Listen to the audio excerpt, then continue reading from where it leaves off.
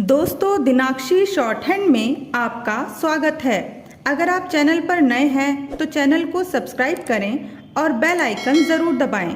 आज की साहित्य डिक्टेशन का यह 31वां दिन है। लगभग 400 शब्दों की यह डिक्टेशन 80 शब्द प्रति मिनट की गति से बोली जाएगी।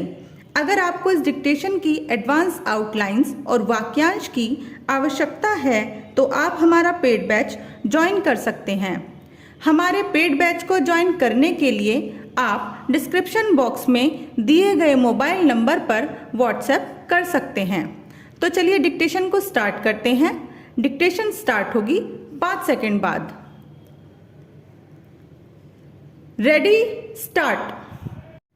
अग्निगर्भ उपन्यास में लेखिका ने पश्चिमी बंगाल की सांस्कृतिक गतिविधियों, परंपराओं, रीतियों आदि का अधिक वर्णन किया है।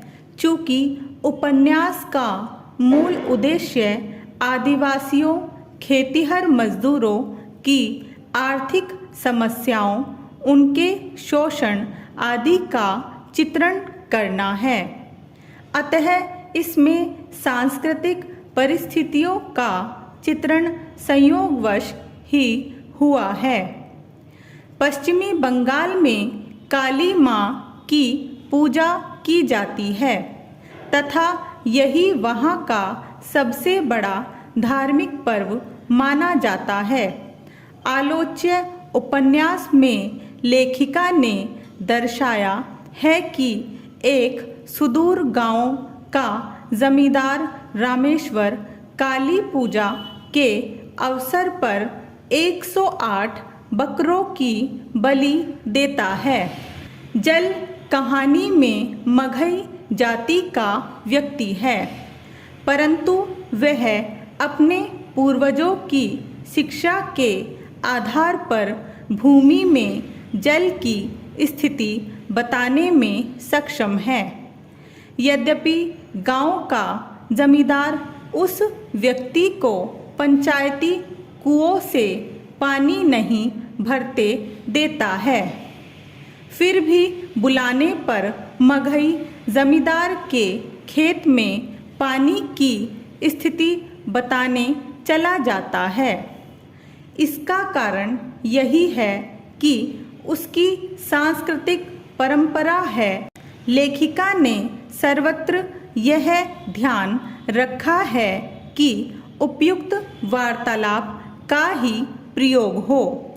उदाहरण के लिए काली सांतरा जब पार्टी के नेता सामंत के कहने पर पार्टी से अलग हुए टूडू को मनाने के लिए जाता है, तब काली सांतरा व बसाई टूडू के मध्य हुए वार्तालाप में लेखिका ने इस अवसर पर यह ध्यान रखा है कि बसाई टूडू के संवादों को अधिक स्थान मिले, क्योंकि काली सांतरा उसके पास पार्टी का आदेश लेकर नहीं आया है, बल्कि पार्टी से रुष्ट हुए कार्यकर्ता को मनाने के लिए आया है।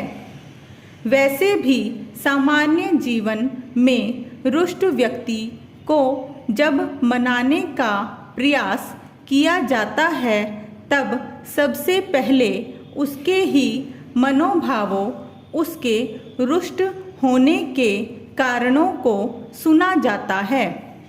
काली सांतरा भी पार्टी से रुष्ट हुए बसाई टूडू के विचारों, भावों आदि को ध्यान से सुनता है।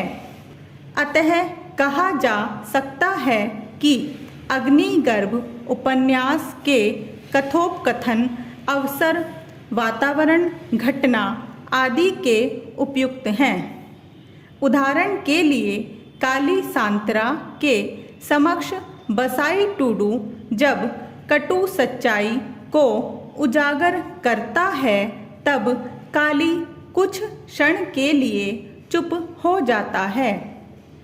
उस समय बसाई टूडू पार्टी के नेताओं द्वारा निम्न व आदिवासी जनजातियों के कार्यकर्ताओं के साथ पक्षपातपूर्ण व्यवहार किए जाने पर रोष प्रकट करता है और कहता है कि इस प्रकार का व्यवहार बिल्कुल भी स्वीकार्य नहीं होना चाहिए।